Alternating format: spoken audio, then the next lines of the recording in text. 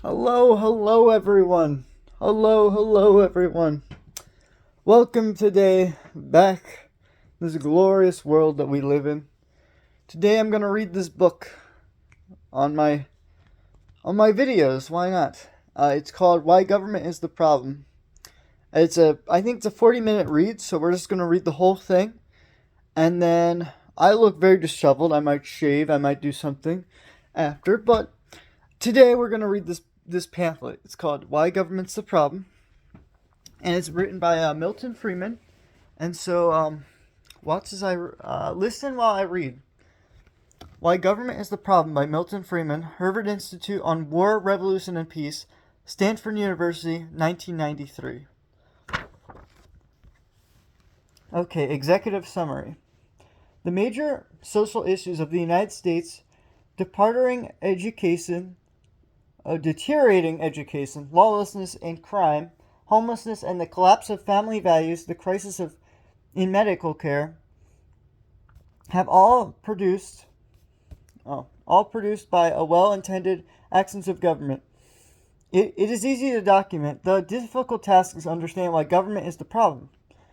The power of special interests arise from the connected benefits of most government actions and display costs on the only part of the answer. The more fundamental part is the difference between the self-interest of individuals when they are engaged in the private sector, and in the self-interest of the same individuals when they're engaged in the government sector. The result is the government system is no longer controlled by we the people. Instead, Lincoln's government is controlled of the people, by the people, for the people. And we now have a government of the people, by the bureaucrats, and for the bureaucrats, including elected representatives who have become bureaucrats. At the moment, term limits appear to be a reform that promises the most effective at accumulating Latvian. I don't know what that means. Latvian. I don't know what that word means. I'm dyslexic. Whatever. I just read the executive summary. So now we're gonna write. Now we're gonna read the middle part of the essay, called "Why Government's the Problem," which, by the way, is also the title of the book. That was a very promising chapter. When a preacher gives a sermon, usually has a text. Generally, the text expresses a thought when he agrees and is going to expound. I have been trying to find a word for the anti-text because I have found the text for this essay that I persuaded was wholly wrong. The text comes from October 1991 on the issue of Freedom Review, about as inappropriate as the place as possible. The statement, Reagan's famous doctrine that government is the problem, that is my text, or my anti-text for this essay. The text leaves me with two tasks, one easy, one difficult. The first task is to demonstrate why government is the problem. That's an easy task. The hard task is to understand why government is the problem. Why was it able, public-spirited people, to produce such different results according to whether or not they operate in a political or economic market? Why is it that if a random sample of people who read this essay and not the president in Washington were able to replace those who were in Washington, our politics would be very likely not to be improved? That is the real puzzle for me. As to an easy task, let me first count the ways to plagiarize words from a love poem in which the government is the problem. Let's list our major social problems and ask where they come from. Showing that government is the problem. This is chapter 3, kind of. It's a pamphlet, so whatever. Education. One major social problem is clearly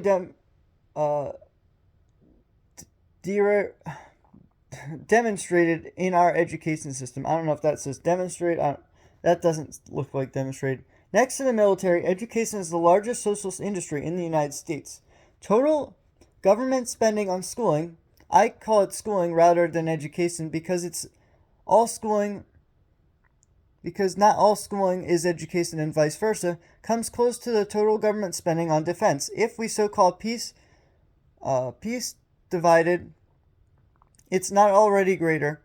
The amount spent per pupil in the past 30 years has tripled in real terms, but allowing for inflation. Although the input has tripled, the output has been going down. Schools have been deteriorating. That problem is unquestionably produced by government. Lawlessness and crime. If there is a function of government that is the most extreme, anarchist libertarians will agree is appropriate, it is to protect individuals in society from being coerced from other individuals, to keep you from being hit over the head by some random or non-random stranger. Is there anyone who could say that we platforming that function well? Far from it. Why not?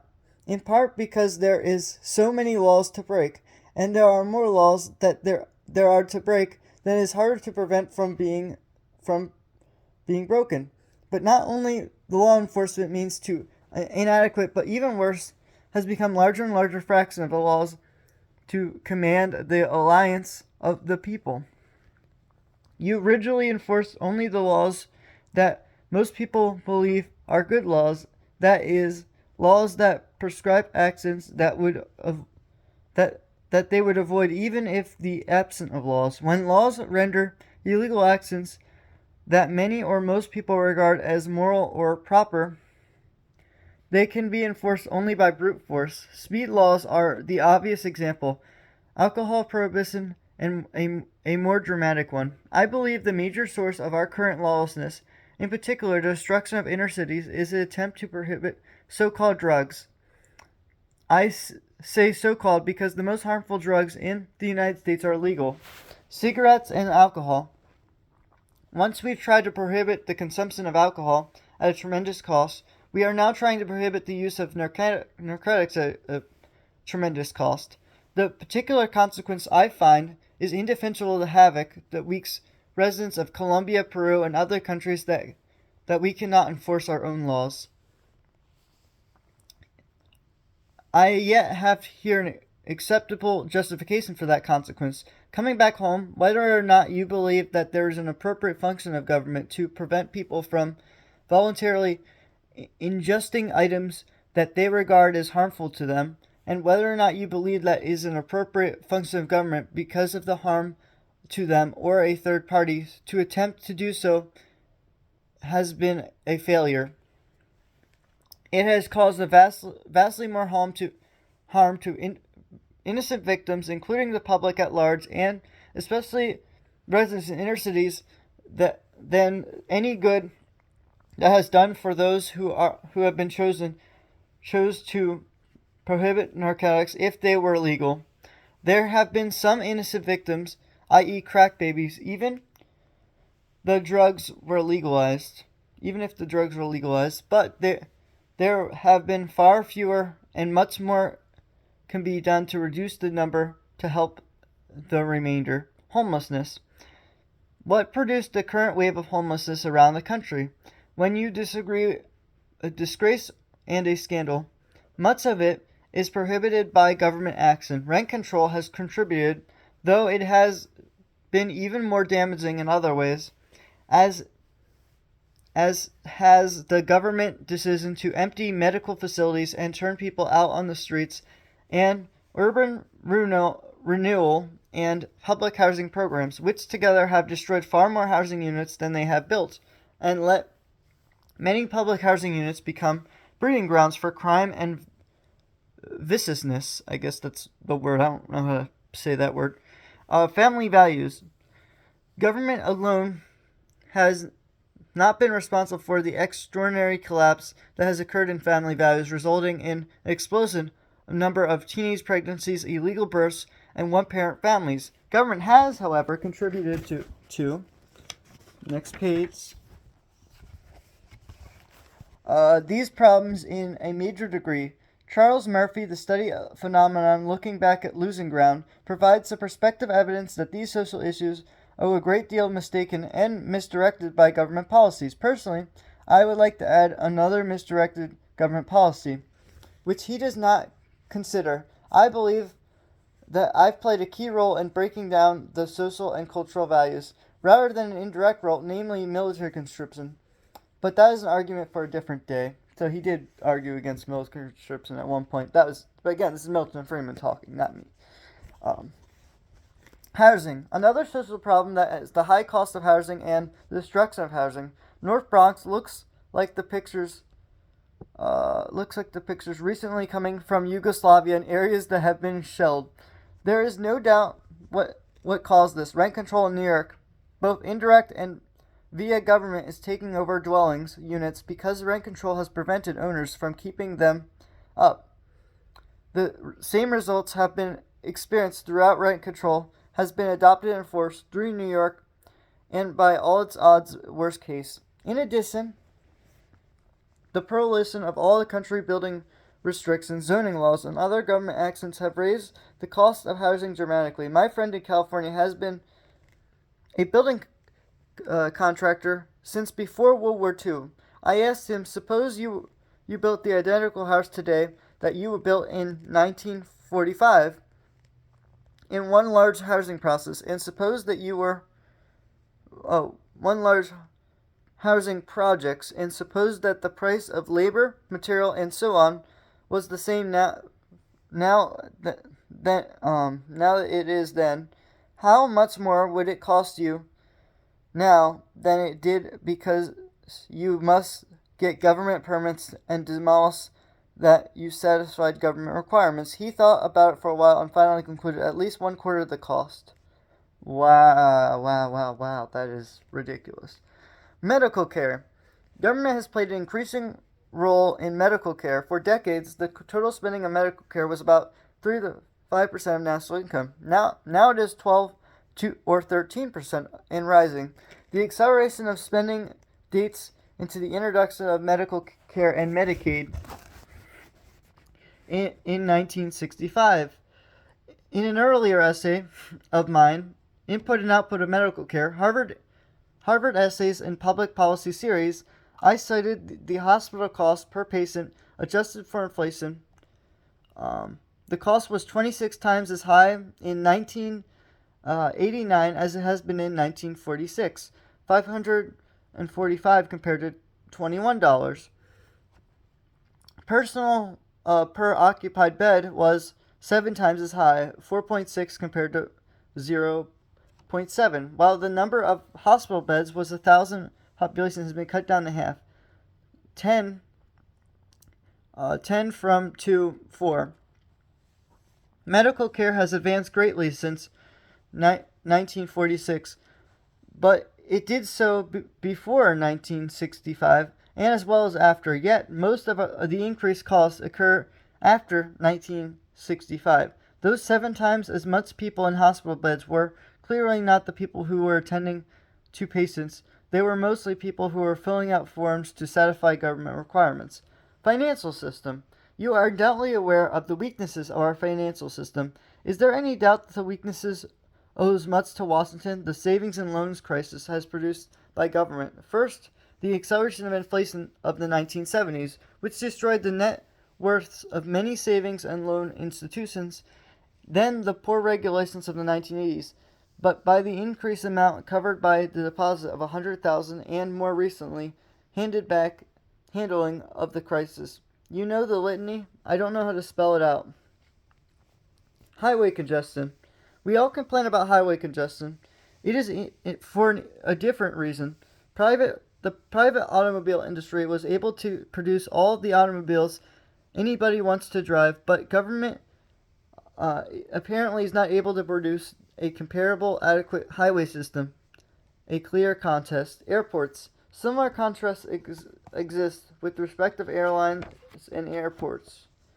The private airline industry was able to build up aircraft that a commercial jet airlines wanted to buy, and the airlines was able to buy pilots, attendants, mechanics, and so on.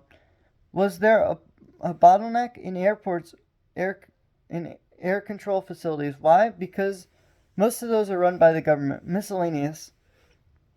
I have not mentioned the bottled economic policies. The reverse Reaganomics of both the Bush administration practiced by tribulation of the recession of 1990-1991 condemned us to a very slow and erratic recovery from the mild recession, and probably promises a very slow 1990s, regardless of what the Clinton administration does, nor have I mentioned such things over regulation of the industry or agricultural policies under which taxpayers pay to grow crops in order to be destroyed or stored, given away. I have not mentioned tariffs and quotas and affirmative action and wage and hour laws. In light of this list, is there any doubt that government is the problem? None of this means government does not have any very real function. Indeed, the tragedy that has become government is doing so many things that ought to not be doing. It performs the functions ought to be performing badly. The basic functions of government are to defend the national against foreign enemies, to prevent coercion of some individuals by others within the country, and to provide the means of deciding deciding on our rules and justification disputes. I wonder if any liberal pundits go around saying that the private market and capitalism, not government, is the problem. And can you name the corresponding set of major problems that affect our society that derive from private enterprise? Their knee-jerk answer is clear: pollution. Private enterprise, they will say, is responsible for polluting the air, for polluting the water, for destroying the earth. I suggest to them that they compare the pollution in countries that have been run by government, such as Poland or the Soviet Union or Romania. The pollution in this country, the difference is not in our government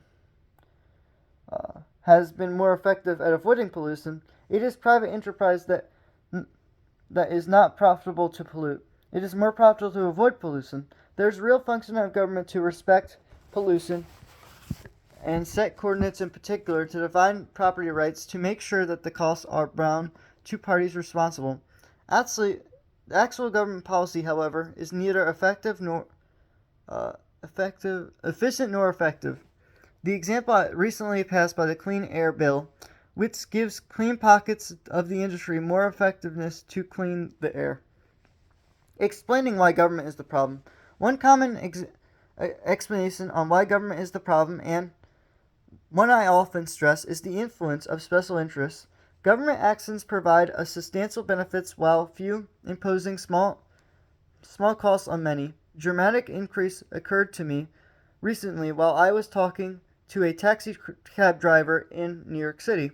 Taxi cab drivers seem to be the source of all our antidotes. I have been long interested in the problem of regulation on taxi cabs, so I asked him the market price of a medallion to drive a taxi cab. As you know, the number of taxi cabs is limited by government fiat.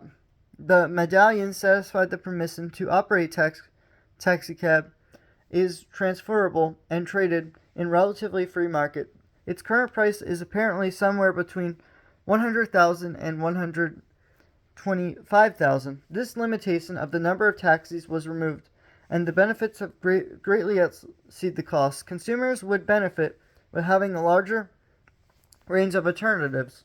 The number of cabs would be up, and so the demand for drivers. They attract more drivers, and the earnings of drivers would have to rise. The economic jargon, the supply curve of drivers would positively slope. Why does the limitation of cabs persist? The answer is obvious. People who now own medallions would lose and they would know it. Although they are few, they have made a lot of noise in the city hall. The people who have ended up driving additional cabs do not know that they have new jobs or better jobs. There is no New Yorker who will find it worth in his or her time to effort lobby City Hall to remove the arbitrary limitation on the medallions that simply get better cab service. It does not pay individual taxi riders to do so. They are right. The rational ignorance on their part not to do so. Oh my, this essay is longer than I thought it would be. That's okay. I don't remember what chapter we're on. We're on page 8, so we're halfway through this essay probably. The phenomenon concentrated in the benefits of disposing costs is valid to the experimentation of government programs. However, I believe that it does not go far enough in explaining the kind of situation that we're in, which we are now. We are. For example, it does not explain why, once a government enterprise is established, it should have much less efficient than the comparable private enterprise. Maybe concentrated benefits lead to the establishment of government enterprise. However, on this ground, shouldn't the U.S. Post Office be less effective than the United Postal Service? Postal Service? One answer is the incentive to profit is stronger than the incentive of public service. In this sense, I believe it is right. In another sense, I believe it is completely wrong. The people who run our private enterprises have the same incentive as the people who are involved in our government enterprises. In all cases, incentive is the same, to promote their own interests. My old friend Akline, who is a professor at University of California at Los Angeles, pointed it this way. There is one thing, he said, you can trust everyone to do, and that to put his interest above yours. The people who run our private enterprises are people of the same kind who run our public enterprises. Just as the Chinese in Hong Kong are the same as the Chinese in mainland China. Just as the West Germans and the East Germans are not different people, yet their results are vastly different. The point is that the self-interest is served by different accents of private sphere than the public sphere. Bottom line is different. The enterprise started as a group of people in a private sphere may succeed or fail. Most new enterprises fail. If the enterprise is clearly destined for success, it probably already exists. If the enterprise fails, it loses money. People who own it have the clear bottom line. To keep it going, they have to dig into their own pockets, and they are reluctant to do so. So they have a strong incentive either to make the enterprise work or shut it down. Suppose the same group of people start an enterprise in the government sector, and the initial results are the same. It is not failure. It does not work. They have a very different bottom line. Nobody likes to admit that he made a mistake, and they do not have to. They have to argue that the enterprise initially failed only because it did not pursue a large enough scale. More importantly, they have a much different and deeper pocket to draw on. With the best intentions of the world, they will try to persist that people pull the purse strings to finance the enterprise on a large scale, to dig deeper into their pockets of the taxpayers to keep the enterprise going. The illustrations of a general rule: if the enterprise is if a private enterprise is failure, it closes down unless it can get government subsidy to keep it going. If a government enterprise fails, it is expanded. I challenge you to find exceptions. The general rule is that government undertakes the activity that is so desirable at the time. Once the activity begins, whether it provides desirable or not, both people in government and the private sector acquire a vested interest in it.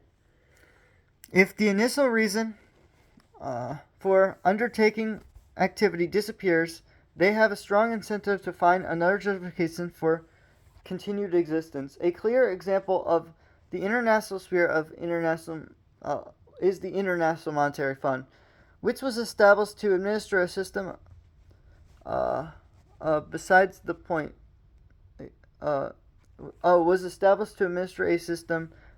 fixed on exchange rates. Whether that is a good or bad system is besides the point. In 1971, after President Nixon closed the golden window, the fixed exchange rate system collapsed and was replaced with a system of floating exchange rates.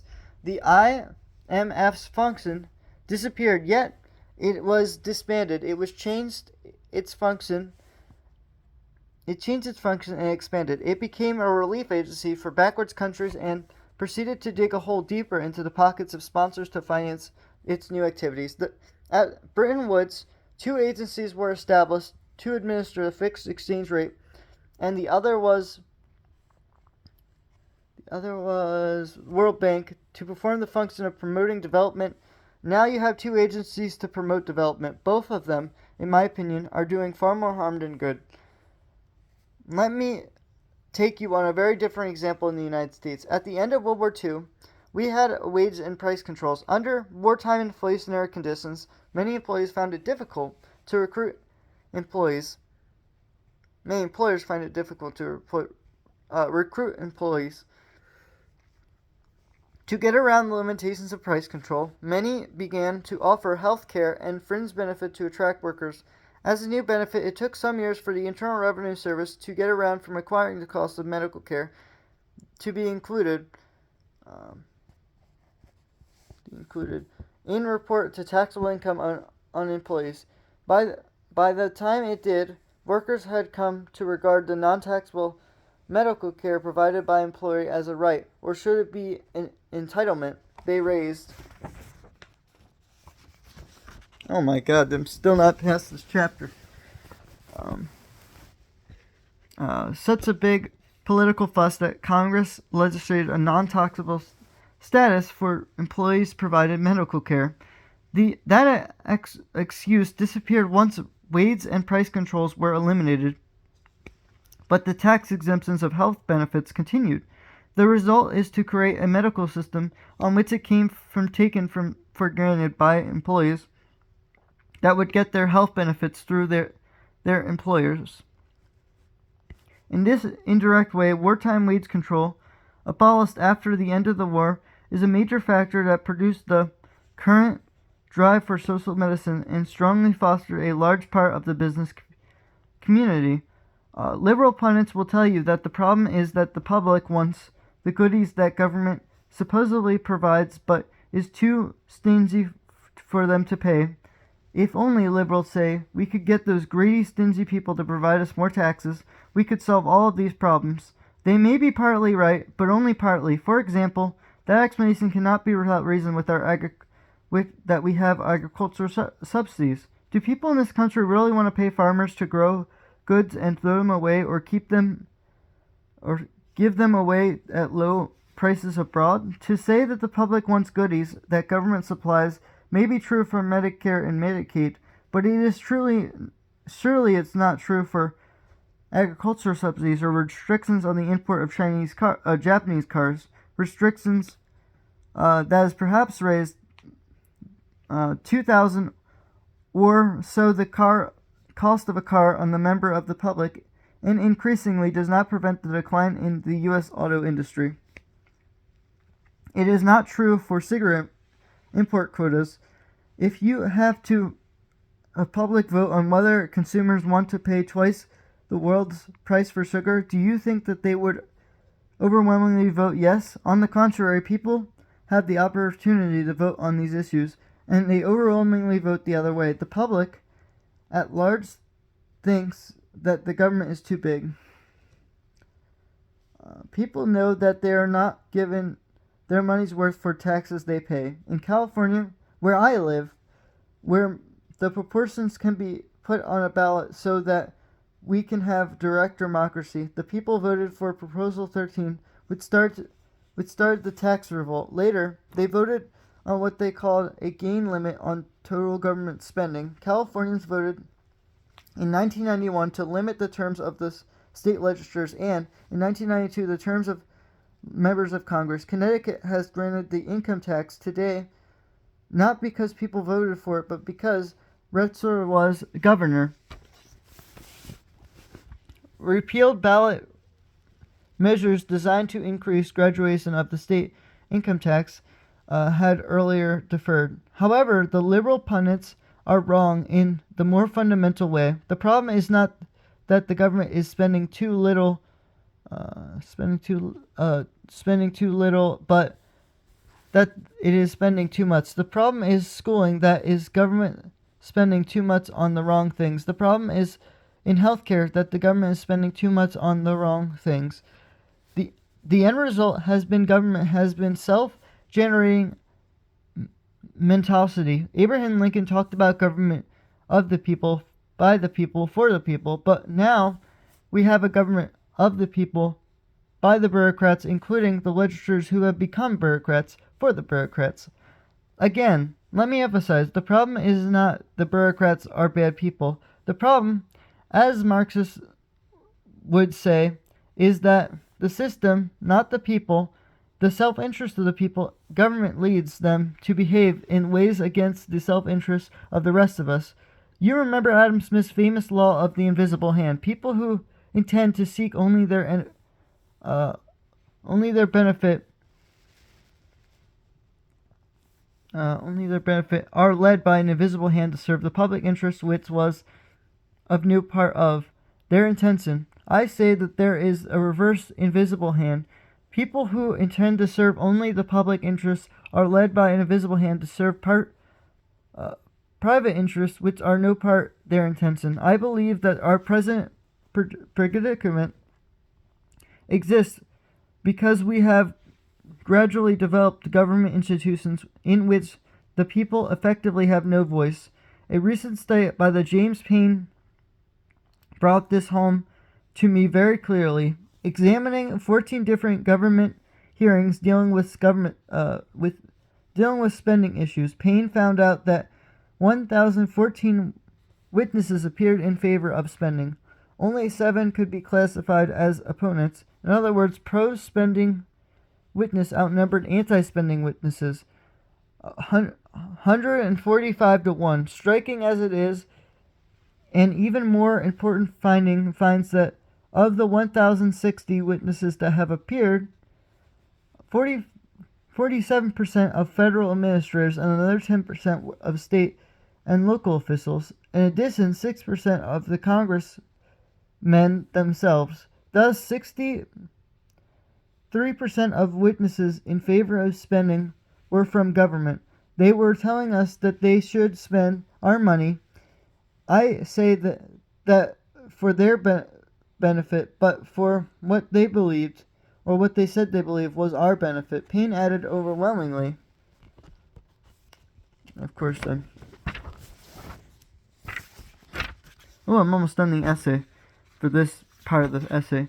Congress's views on spending programs have shaped by government officials themselves. It is true that government spending proposals was equally true on other government measures, sugar quotas, tax exemptions on medical care provided by employers, and agricultural subsidies, and so down the line. The problem of concentrated benefits defers the cost of real problem. I do not believe that at the moment is the key problem. The key problem that we are unable to practice, that we are to preach, because what has happened in our government structure.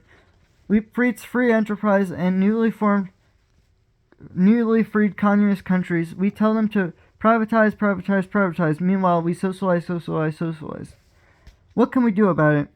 We do not have much to punish ourselves. This is a great country. It is the richest country in the world, virtues of the free market, that is. With less than 50% of the country's total resources, the private sector, we can produce a level of living that envy most of the world. We are the people, must once again rule.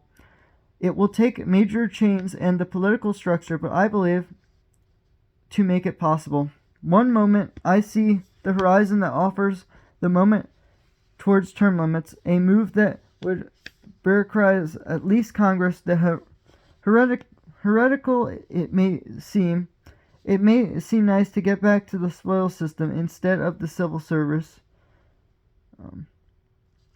That would de-bureaucratize the administration. We now have a people in secure, permanent positions whose well-being depends on having government to play a major role and even larger role. Although I see no possibility of getting back to the spoils system, term limits are on members of Congress have de-bureaucratized not only Congress itself, but also Congress staffs and the only government officials who do not subject to our civil service and rules of tenure. There is a widespread public support for term limits. Colorado passed term limits for both state legislators and members of Congress in 1991. California passed term limits for state legislators in 1991 and joined the 13 other states passing term limits for members of Congress in the 1992 election. So 15 states have now legislated term limits.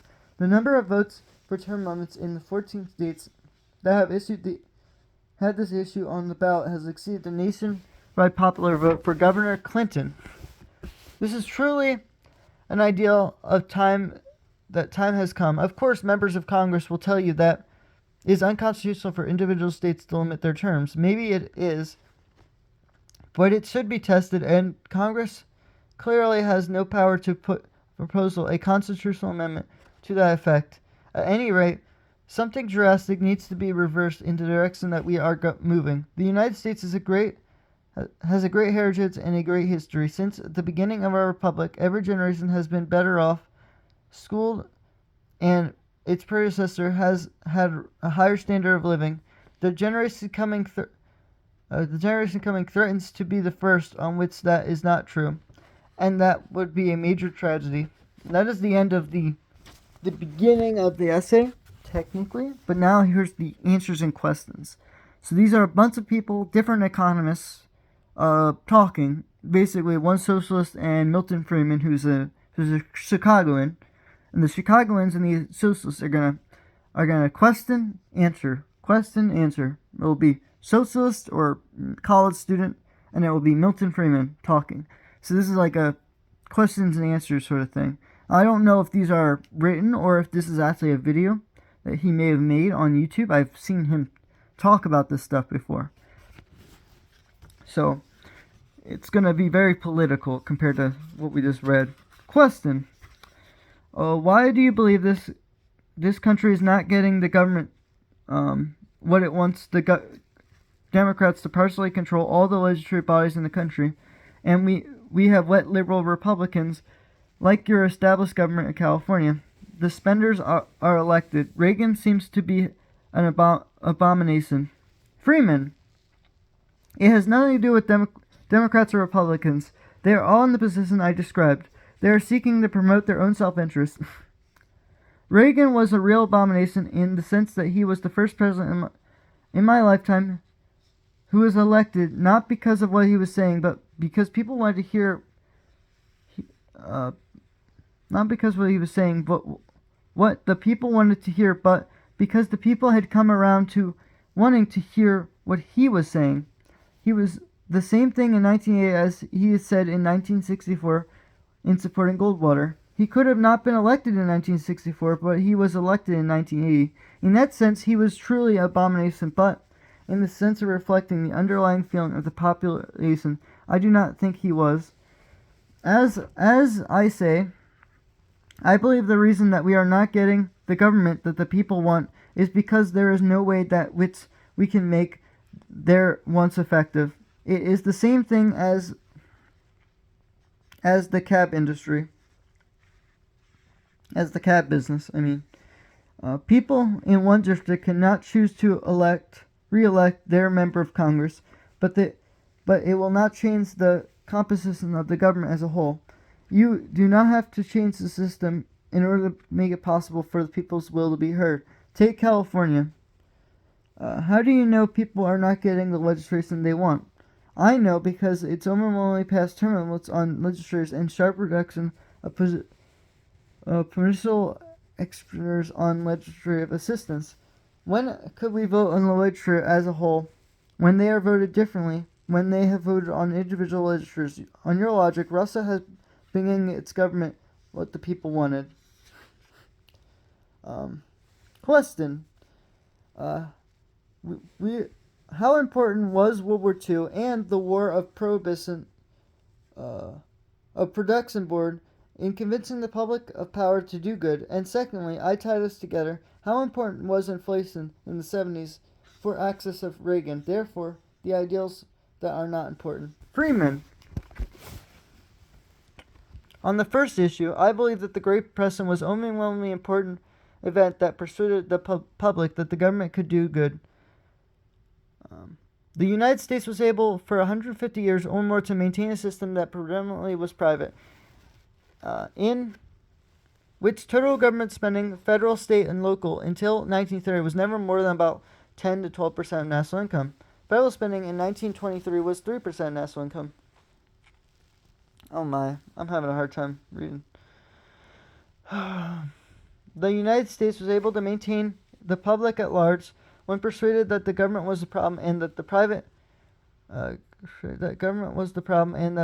enterprise system was the way to go. I may say that they were not persisted in by the intellectuals, but by the intellectuals at least by the turn of the century were predominantly socialist.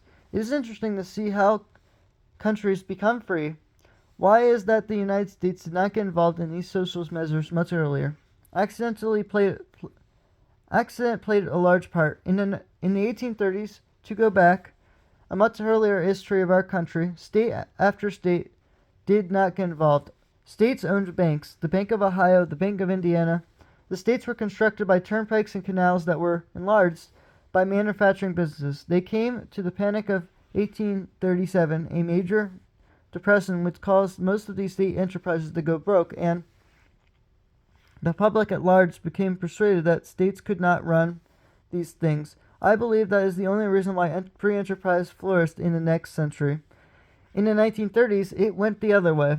It is ironic that the Great Depression was produced by government, but is blamed on by private enterprise system. The Federal Reserve System explained in its 1933 annual report how much worse would things have been if the Federal Reserve had not behaved so well. Yet, the Federal Reserve is the chief culprit in making the Depression as deep as it was. So, the government is produced for the Depression, the private sector system gets blamed for it, and there is a tremendous change in attitudes. When you say the ideals are not important, that the change in attitudes would have not been possible if the groundwork had not been laid out by socialist intellectuals in the 1920s. It is interesting to note that every economic plank in the 1928 Socialist Party platform has now been either wholly or partially enacted. So the ideals are important, but they take a long time not to be important in of themselves. Something else has to come along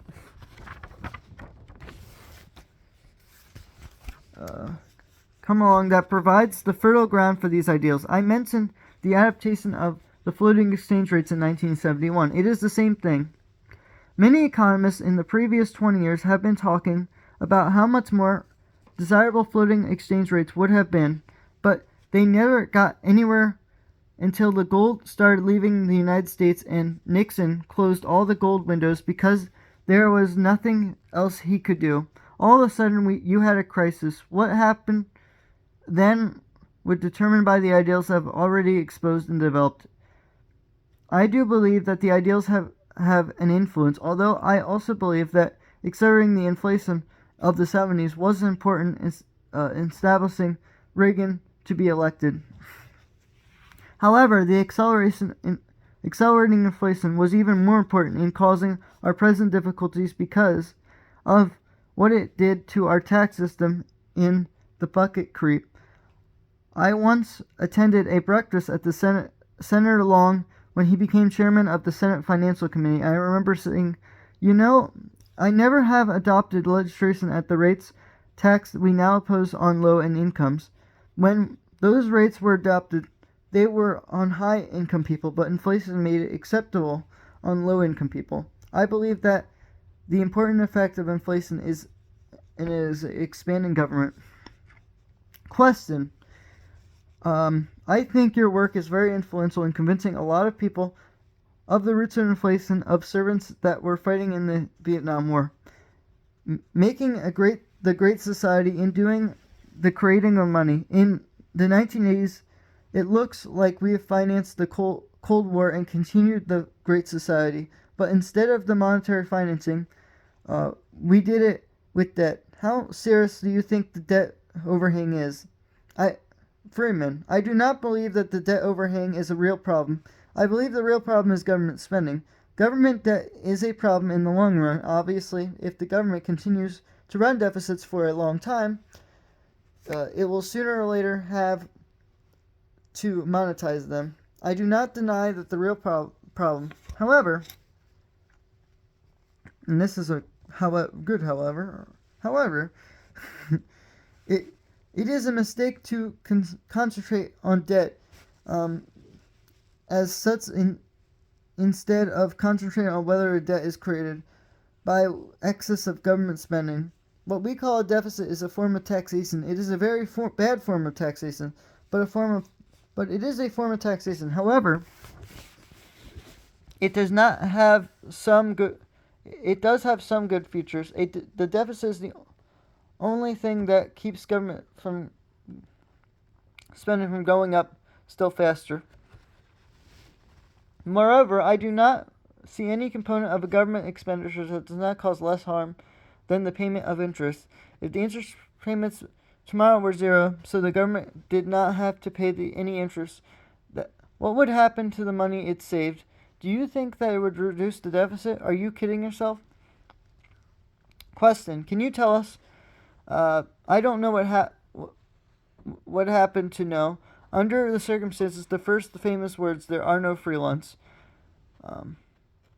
When you first heard them said those famous words, "There's no free lunch." Freeman, Peggy Newman, who has written some good words on what we heard, read my lips. It's bad. She wasn't able to enforce the words they wrote. I asked me if I could remember if I saw those words. There's no such thing as a free lunch. The answer is no. I don't remember. However, I am not the originator of that statement. A colleague of mine at the Harvard Institute tracked back sometime in the 19th century in the parlance of saloons. If you bought a beer, they could have given you a free lunch. That is the original phrase that came from. Is made popular today by Robert Heinlein, a science fiction writer, who wrote a wonderful novel called The Mars is a Hissing Mistress. The novel setting is a statement of the moon that revolts on the motto "Transsteel." There is no such thing as a free lunch. I may say that the revolution was a success because of the wonderful near-human computer. Question: I hope not to think that the question is a digression. I suggest to submit that it is central to the debate. If there is one thing that discusses our society is an economy of all others, it is the diversity of our population. I would like to know specifically the steps you would recommend to turn the diversity of our population into a competitive advantage into a global economy. Freeman, I do not believe that the concept of competitive advantage in a global economy. We are not harmed by other people improving the standards of living relative to others. We are helped. The notion of competitiveness, of which so much have spoken, makes sense for an individual enterprise, but does not make sense of any one country, of a country. Poor countries can trade with rich countries. A country,